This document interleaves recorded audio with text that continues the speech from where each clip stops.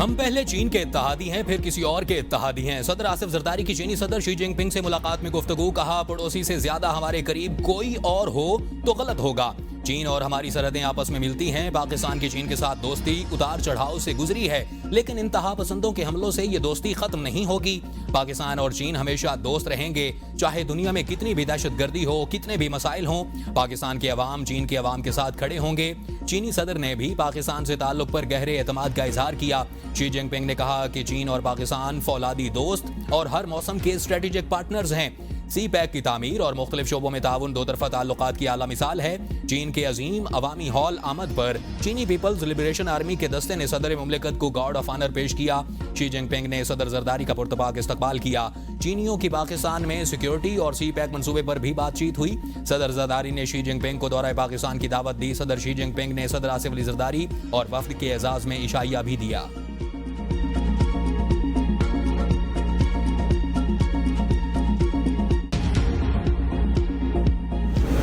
اس جدوجہد میں ہم آپ کے ساتھ شانہ بشانہ کھڑے ہیں جب تک کہ وادی میں گرنے والے خون کی بدولت کشمیریوں کا ان کا حق آزادی مل نہیں جاتا۔ بھارت اور اس کے خطے کے بہترین مفاد میں یہی ہے کہ وہ 5 اگست 2019 کی سوچ سے باہر نکلے۔ وزیر اعظم شہباز شریف کی بھارت کو مسئلہ کشمیر پر بامعنی مذاکرات کی دعوت۔ آزاد کشمیر قانون ساز اسمبلی کے خصوصی اجلاس سے خطاب میں کہا کہ بھارت اگر یہ سمجھتا ہے کہ وہ طاقت کے زور پر کشمیریوں کی تحریک آزادی کو دبا لے گا تو یہ اس کی بھول ہے۔ کشمیر کبھی بھی بھارت کا حصہ نہیں بن سکتا۔ پاکستان کو پستی کی طرف دھکیل دیا گیا تھا، اب ٹھہراؤ خوش آئند۔ ترقی کے سفر کی رفتار کا بڑھنا خوشگوار تبدیلی کی آمد کی علامت ہے۔ قائد نون لیگ نواز شریف کی ملاقات کے لیے آئے اراکین پنجاب اسمبلی سے گفتگو، کہا مہنگائی کی رفتار میں کمی کا آنا معاشی بہتری کا اشارہ ہے۔ اسٹاک ایکسچینج میں بہتری کاروبار اور سرمایہ کاری برادری کے اعتماد کی جھلک ہے۔ وزیر اعظم شہباز شریف وفاق میں بڑی محنت سے کام کر رہے ہیں۔ مریم نواز پنجاب میں ایک ماں اور بیٹی کے جذبے سے کام کر رہی ہیں۔ ارکان پنجاب اسمبلی نے ترقیاتی کاموں اور عوامی منصوبوں پر وزیر اعلیٰ مریم نواز کو خراج تحسین پیش کیا۔ کہا میاں صاحب آپ مریم نواز جیسی بہادر اور لائق بیٹی پر جتنا فخر کریں کم ہے۔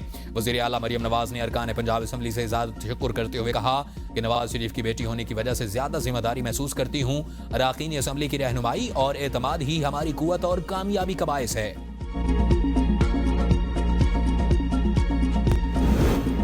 پاکستان اور چین کے درمیان مفاہمت کی یادداشتوں پر دستخط، دونوں ملکوں کے درمیان سائنس اور ٹیکنالوجی کے شعبوں میں تعاون اور معاہدے پر طے پا گئے۔ صنعت، تجارت اور اقتصادی شعبے میں تعاون کے فروغ کے لیے یادداشت پر بھی دستخط۔ صحت، میڈیا، توانائی، سماجی اور اقتصادی ترقی سمیت دیگر شعبوں میں تعاون بڑھایا جائے گا۔ صدر آصف علی زرداری اور چین کے صدر شی جن پنگ کی بھی تقریب میں موجود تھے۔ صدر زرداری کی نیشنل پیپلز کانگریس کی قائمہ کمیٹی کے چیئرمین سے ملاقات، دونوں ملکوں کے درمیان سدا بہار دوستی کو اجاگر کیا۔ تعاون کو مزید گہرا کرنے کے لیے مسلسل اعلیٰ سطح کے تبادلوں کی ضرورت پر زور۔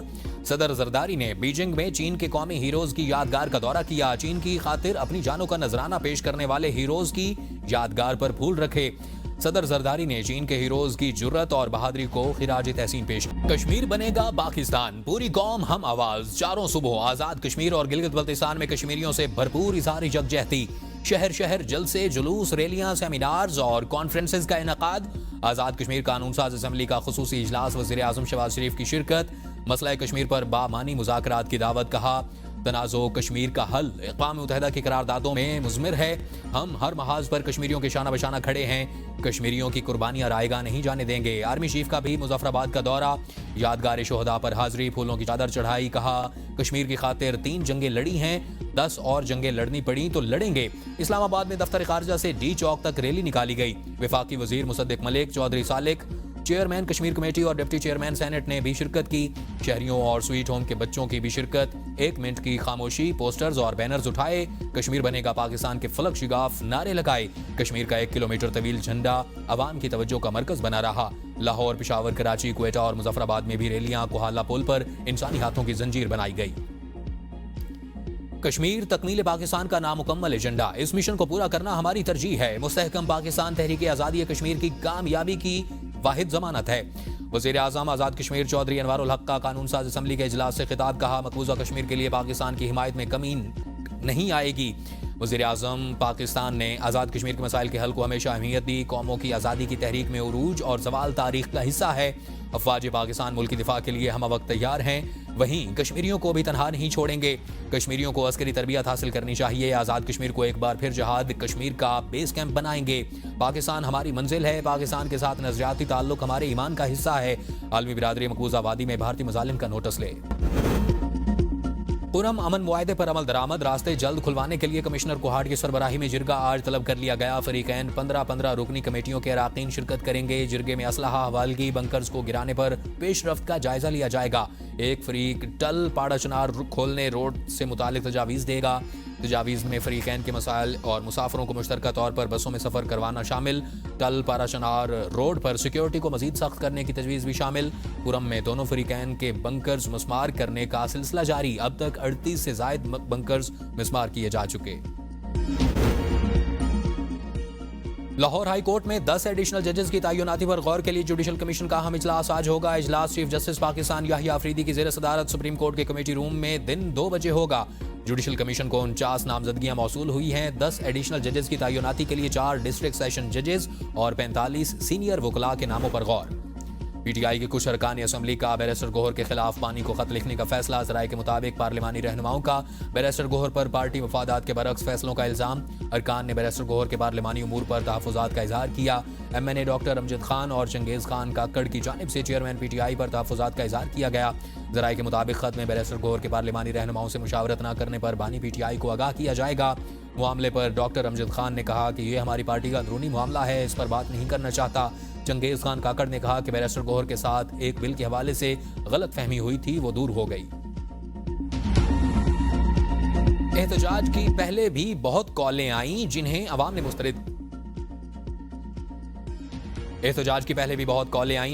مسترد کر دیا. وزیر اعلیٰ پنجاب مریم نواز کہتی ہیں کہ جلاؤ گھراؤ کی سیاست کو عوام نے رد کر دیا. وزیر اعلیٰ پنجاب نے بانی پی ٹی آئی کے آرمی چیف کو لکھے گئے خط پر بات کرنے سے انکار کر دیا. ملک میں آبادی بڑھ چکی ہے, سڑکیں چھوٹی ہو چکی ہیں, اسی وجہ سے تجاوزات کے خلاف آپریشن ضروری ہے. صحافیوں کے کہا کہ آپ کی باتیں سن کر لگتا ہے کہ میں نے کارکردگی کے میڈلز پہن لیے ہیں. میں میڈیا ورکرز کے لیے اپنے دور حکومت میں بہت کچھ کرنا چاہتی ہوں. صحافیوں کے لیے اچھی ہاؤسنگ کالونی ہونی چاہیے. کہا میری رگوں میں کشمیری خون دوڑتا ہے. کشمیر بنے گا پاکستان کا نعرہ اللہ تعالیٰ کے ایک دن سچ کر کے دکھائے گا.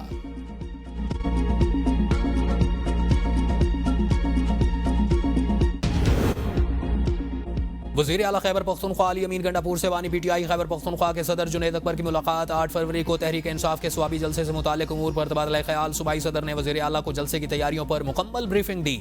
وزیر اعلیٰ علی امین گنڈا پور نے پارٹی کے صوبائی صدر جنید اکبر کو ہر ممکن تعاون کی یقین دہانی کروائی. وزیر اعلیٰ نے کہا کہ سوابی انٹرچینج کے قریب خیبر پختونخوا کی تاریخ کا سب سے بڑا جلسہ ہوگا. بانی پی ٹی آئی کی رہائی اور پارٹی کے لیے کسی قربانی سے دریغ نہ کیا ہے اور نہ ہی کریں گے. تحریک انصاف کے لیے نئی مشکل. 8 فروری سوابی جلسہ. فنڈز کی کمی. کے پی کے میں گروپ بندی کے بعد فنڈز کا نہ ہونا پڑا بڑا چیلنج. کے پی کے نئے صدر جنید اکبر متحرک. جلسے کامیاب بنانے کے لیے ہر علاقے کے صدر کو ذمہ داری سونپ دی. فنڈز کے بغیر لوگوں کو گھروں سے نکالیں, جلسے کو کامیاب کریں. انصاف یوتھ ونگ کو خاص ہدایات کی گئیں کہ تعداد زیادہ ہو. بانی پی ٹی آئی نے بھی بات نہ مانی تو صدارت چھوڑ دوں گا. P T I Khyber Pakhtunkhwa کے صدر جنید اکبر کا مردان میں P T I workers convention سے خطاب. کہا میں سیاسی کارکن ہوں, سیاسی نوکر نہیں. غلط کو غلط اور ٹھیک کو ٹھیک کہہ سکتا ہوں. چوروں کو پارٹی میں برداشت نہیں کریں گے. سیاست کو کاروبار نہیں بنائیں گے.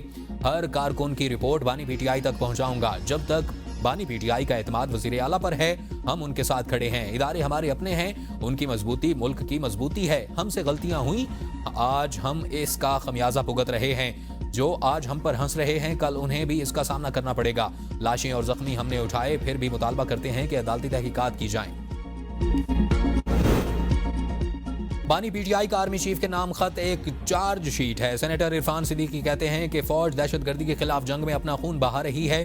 جوان اور افسر شہید ہو رہے ہیں. ان حالات میں ایسا خط لکھنا کہ عوام اور افواج کے درمیان کوئی خلیج حائل ہو گئی ہے انتہائی افسوسناک ہے. یہ خط ابھی تک نہ دیکھا نہ پڑھا. پتہ نہیں کس کبوتر کو کی چونچ میں ہے اور وہ کب تک منڈیر پر اترے گا. نہ جانے کون لوگ کہاں سے بیٹھ کر خط لکھتے ہیں اور بانی پی ٹی آئی اسے اپنا خط قرار دے دیتے ہیں. یہ نام نہاد خط بانی پی ٹی آئی کی شدید مایوسی اور پریشانی کا اظہار ہے. وہ کبھی ایک دروازے پر دستک دیتے ہیں, کبھی دوسرے پر. بانی پی ٹی آئی کبھی مذاکرات شروع کرتے ہیں اور کبھی بتائے بغیر کسی اور راستے پر چل پڑتے ہیں. PTI کے پاس واحد راستہ سنجیدہ مذاکرات ہیں، بے مقصد خطوط نویسی سے کچھ نہیں ملے گا۔ 2023 میں بھی صدر الوی کے ذریعے ایک خط آرمی چیف کو بھیجا گیا تھا۔ بانی PTI کو نہ اس خط کی رسید ملی اور نہ اس خط کی رسید ملے گی۔ حکومتی رویے میں سنجیدگی نظر نہ آئی تو مستقبل میں اپوزیشن کا الائنس بنے گا۔ صاحبزادہ حامد رضا کا ABN نیوز کے پروگرام بدلوں میں اظہار خیال کہا۔ ایجنڈے پر تمام اپوزیشن پارٹیوں کی جانب سے اتفاق رائے ہے۔ مولانا فضل الرحمان سے ملاقاتوں کا سلسلہ جاری تھا۔ JUI اور PTI دونوں جانب سے بیان بازی کو روکیں گے۔ موجودہ حکومت کو عوام پر جبری مسلط کیا گیا۔ 26ویں آئینی ترمیم کی روشنی میں عدلیہ کو تقسیم کیا گیا۔ حکومت اس وقت فرسٹریشن کا شکار ہے۔ حکومت بار بار PTI کو مذاکرات کی دعوت دے رہی ہے۔ بانی PTI کو مائنس کرنے کی کوشش بالکل ناکام ہوئی۔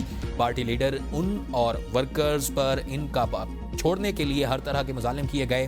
PTI سے پہلے زیادہ مضبوط کے ساتھ میدان میں موجود ہے۔ علی امین گنڈا پور اور جنید اکبر کے درمیان کوئی اختلاف نہیں۔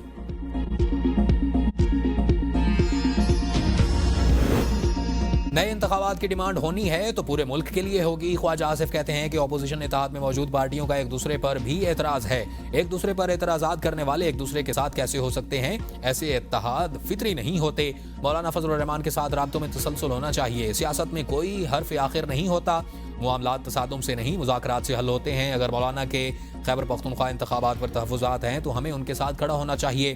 PTI والے پاکستان کی تصحیح کرنے کی سازش میں شامل ہیں۔ پاکستان میں 25 کے قریب اتحاد بنے، کوئی ایک بتا دیں جو کامیاب ہوا۔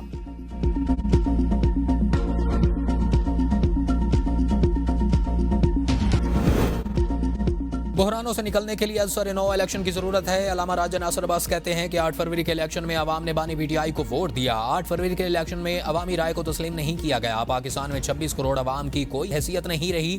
ان لوگوں نے دنیا بھر میں پاکستان کی عزت خاک میں ملا دی۔ موجودہ حکومت بانی PTI سے ہماری ملاقات نہیں کرا سکی۔ حکومت میں موجود لوگوں کی عوام میں کوئی حیثیت نہیں ہے۔ بانی PTI نے پاکستان میں سیاست کو زندہ رکھا۔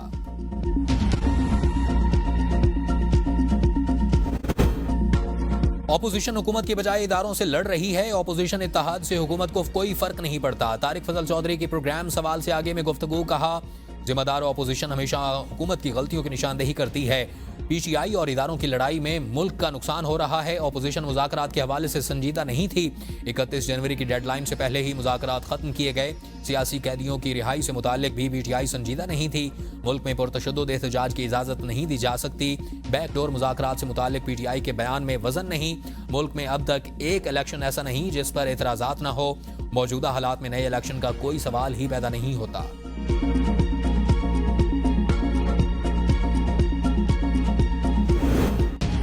بانی PTI کے خط رحم کی اپیل ہی سمجھتا ہوں۔ بیرسٹر عقیل ملک کہتے ہیں کہ تحریک انصاف ڈیل کی تلاش میں ہے۔ بانی PTI مایوسی کا شکار ہو چکے۔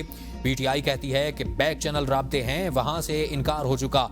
بانی PTI نے ٹرمپ کارڈ سمیت تمام کارڈ استعمال کر لیے۔ سیکیورٹی ذرائع نے کہا کہ بانی کا خط نہیں ملا، پڑھنے میں بھی دلچسپی نہیں ہے۔ خط میں بانی PTI نے آرمی چیف کو پالیسی تبدیل کرنے کا لکھا۔ اسٹیبلشمنٹ نے واضح کہا سیاسی بات سیاستدانوں سے کریں۔ نون لیگ نہیں چاہتی کہ PTI اور فوج لڑتے رہیں۔ PTI ہمارے ساتھ نہیں بیٹھنا چاہتی تو ہم کیا کریں؟ 8 فروری کو سوابی میں جلسہ کریں گے، وہاں منع نہیں کیا۔ لاہور میں جلسے کے لیے PTI حکومت کی اجازت کے بغیر عدالت چلی گئی۔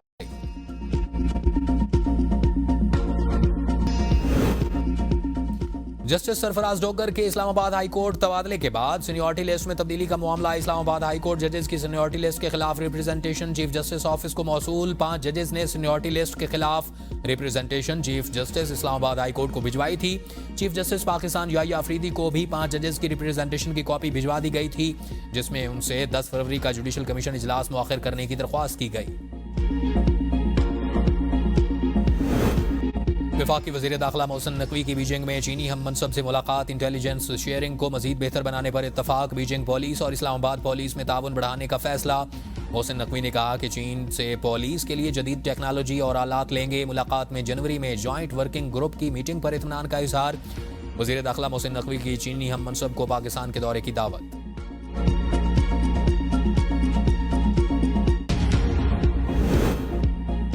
وزیر اعلیٰ سندھ کی سربراہی میں حکومت سندھ کے وفد کی چینی کمپنی نورنکو کے حکام سے ملاقات۔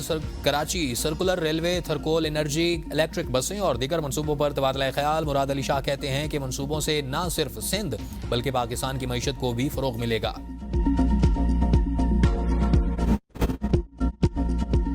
سندھ کے سینئر وزیر شرجیلی نام ایمن کی بیجنگ میں چینی ای وی بس مینوفیکچرر سے ملاقات، سندھ میں سرمایہ کاری کی دعوت، سندھ حکومت کی جانب سے گرین انرجی اور الیکٹرک موبلٹی کو فروغ دینے کے لیے ہر ممکن تعاون کی بھی یقین دہانی کرائی گئی۔ شرجیلی نام ایمن نے کہا کہ حکومت سندھ سرمایہ کاروں کو ٹیکس میں رعایت، زمین کی فراہمی اور ریگولیٹری منظوری کے عمل کو آسان بنانے سمیت ہر ممکن سہولیات فراہم کرے گی۔